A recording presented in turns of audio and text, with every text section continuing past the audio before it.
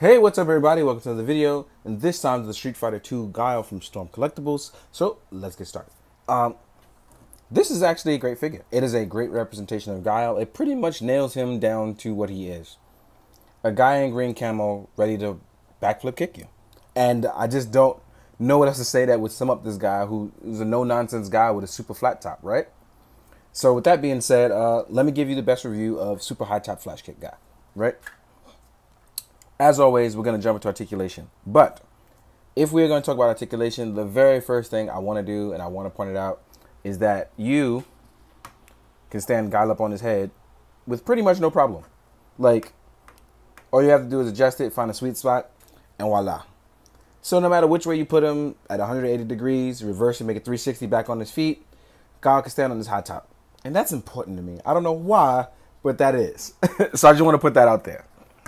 So, real quick though, we're going to jump to articulation. Now, one thing I want to do is remove his dog tags because it gets in the way of neck articulation. So I'm going to do that real fast and then pop it back on.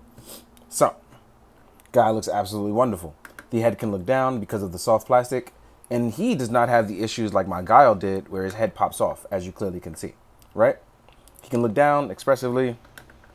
He can look up. And when looking up, just remember that the torso will move a little. He's got his no eyebrows, no nonsense face. So I don't know if you guys can see this, but Guile technically has no eyebrows. I don't think I've ever noticed that before, but he has attack eyebrows, right? I don't know why, but I never ever noticed that before. Popping his dog tags back on. Let's jingle these back down. Voila. Let's put that back on. As far as arm articulation goes, it is standard Storm Collectibles butterfly joint that rotates in and rotates out. So when you want a sonic boom, honestly, I think you can get maximum efficiency here by raising these giant biceps, pulling it back, head forward. You can get maximum sonic boomage, right? I think that looks good to me. Arms can rotate down as well. Swivel on a butterfly joint to go up and down. They rotate 360 degrees with no issues. Bicep swivel, it's all there. Arms are on a double joint, but we all know the muscle issue. So this is about as far as you go. You either get the right angle here, or you rotate in further and then go up, and then you get a shorter cut there. You get your standard Storm wrist joint, which can rotate down and around, but mine's come super tight, and I need to heat those up. But as you can see here, it can rotate. Pop that back on. As far as the ab crunch goes, so you get crunch in two places, so you got to be careful. You can get at the lower ab crunch with Guile's waist. And as you can see here, it's cut a little differently to match the tone of his body. And then you have the upper torso here, which rotates around with no issue. But it allows you, oh, I think I'm coming down with a cold. That's not good. But it does allow you to prep for the flash kick, which is the wonderful thing. So with your backwards ab crunch, you have in a position to do your flash kick, right?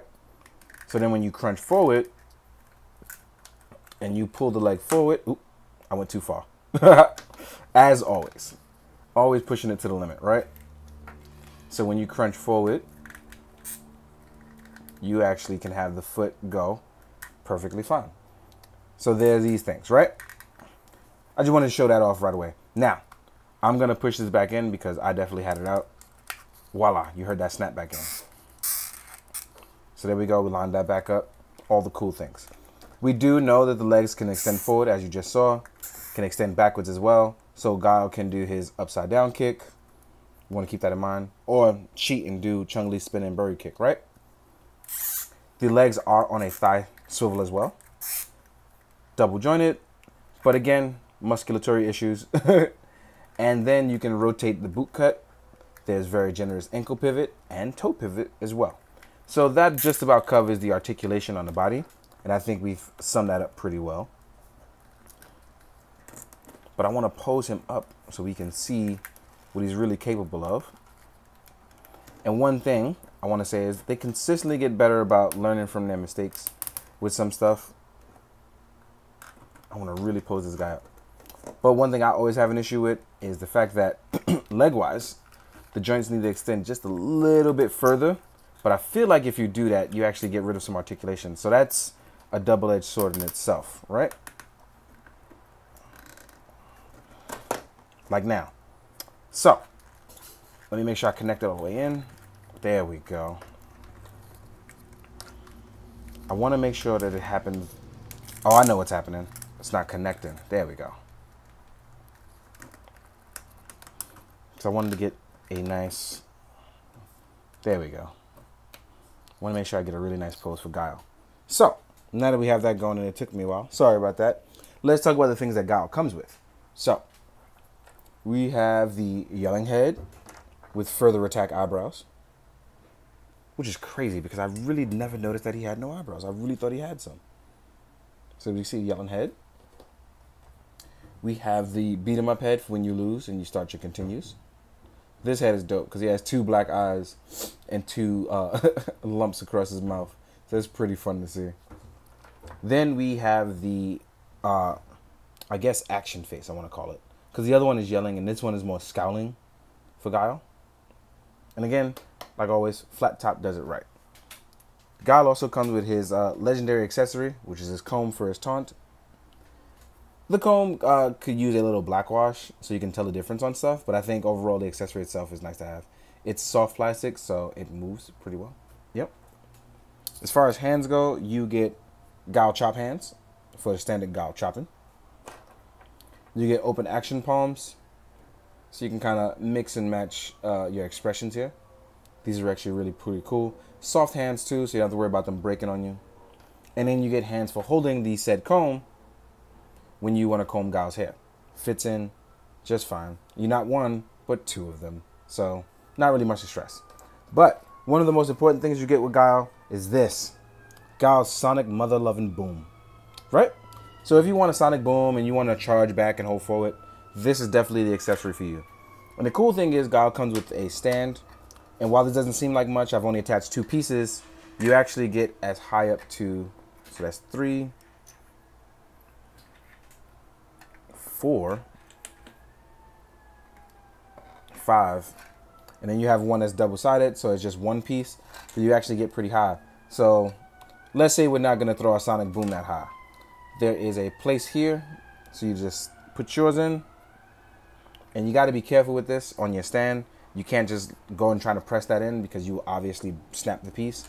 But yeah, holds right up with 3 pieces just fine. It has nice decent weight to it. Sonic Boom looks great. Now, also with that, you get the charging up for the Sonic Boom. So the whole motion of pulling a Sonic Boom from the fist is actually pretty cool. So you can't just slide these in, just to let you guys know.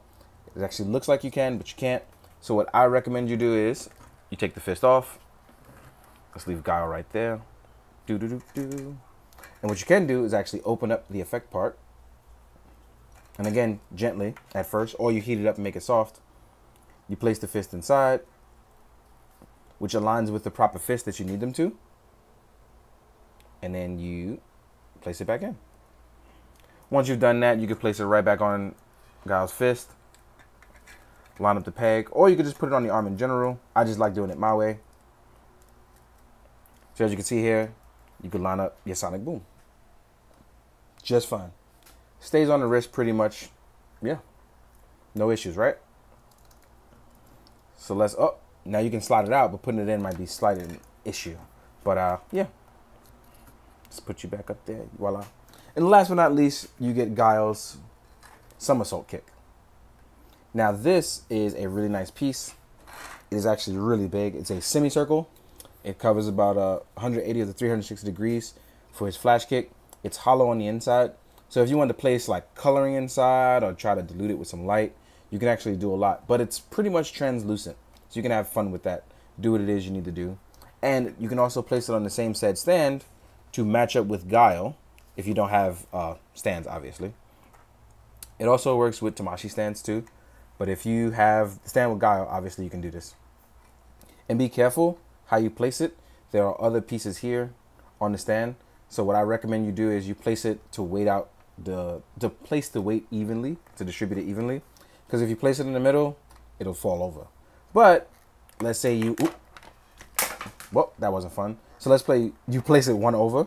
Let me grab the effect part for 2 seconds. Once you're placing it over, what you do is you counterbalance the weight. And it's less likely to fall over. As you can see, it's holding just fine. My hands are here, right? All in all, I think Guile actually comes with everything that Guile could have possibly come with, which is really dope because Guile is a pretty simple character in Street Fighter, but technically he's also one of the hardest to beat if you know somebody is knowing how to play with him. So to have him now in figure form to match that that pretty much Guile aesthetic, it's pretty cool to have. Now, real quick before we do anything else, what we're going to do is jump into size comparisons with other lines. So let's get Guile to stand up straight, look at the people, and then be compared with other characters, right? So let's place Guile here. Then I'm going to fix my focus, right? And let's compare him to some Street Fighter stuff from the same line. So here we have Battlesuit Cammy, who is much smaller than him. As you can see, her size. Here he is with Zangief. He's probably the biggest Street Fighter at the moment, right? Then we're going to have Sagat, who is the tallest Street Fighter at the moment. I believe Sagat is very much taller. Let me fix him up. Yes, Sagat is indeed very much taller, if I remember correctly. Now we're going to place him up with Storm Collectibles Ryu from Final Challengers. And don't mind his beat up face. I was doing pictures. So yeah, this is what it looks like with some of the other Street Fighters, and Guile pretty much places pretty well. I enjoy the fact that they're actually all different heights and, you know, kind of come from different places, so that's pretty cool. So now let's move these guys out, compare it with some other stuff that we have going on. I do have one soda, and that happens to be Mike Bison, aka wait, he would be Belrog in the US. Sorry, Belrog in the US. So he's Belrog. So let's stand you up straight. And the soda one actually doesn't look that bad next to him. I mean, proportion wise, he's actually different, but look wise, he actually looks the part, which is pretty cool. Here he is next to a Mezco Batman, and Mezco is one of the bigger figures. So the fact that he towers over a Mezco is proof that the Storm stuff is indeed very tall. But I don't mind it, because with some perspective, you can actually play around with it. Or you can just put it with other Storm stuff.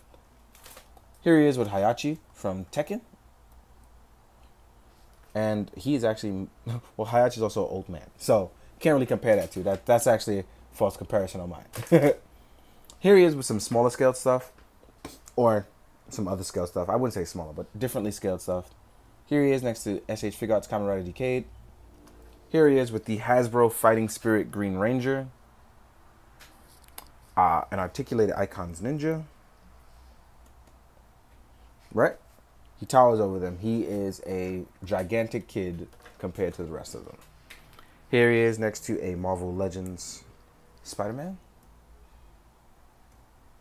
And then just to throw it in there, because I've learned that Essentials are actually pretty big, a DC Icons Essential Brainiac. Voila. All in all, I really like the Guile. I've been having trouble with my waist issues. Well, not waist, but the leg peg issues. And I think that's just me as of late, considering I get prototypes. So just keep that stuff in mind. The final product is subject to change. But that's something I'm pretty sure they're going to note on, actually fix later. Because they've been consistent about that as well, too. And I pretty much enjoy it. I have the blue colored one. I'll put them in pictures. They're pretty much the same figure, but a different color scheme. So instead of actually just reviewing him as well, which I forgot to take out the box, which is my fault, I will be putting him in the photos. So all in all, I hope you guys enjoyed the end. In the meantime, guys, I hope you do good, be good, drink your water. Later.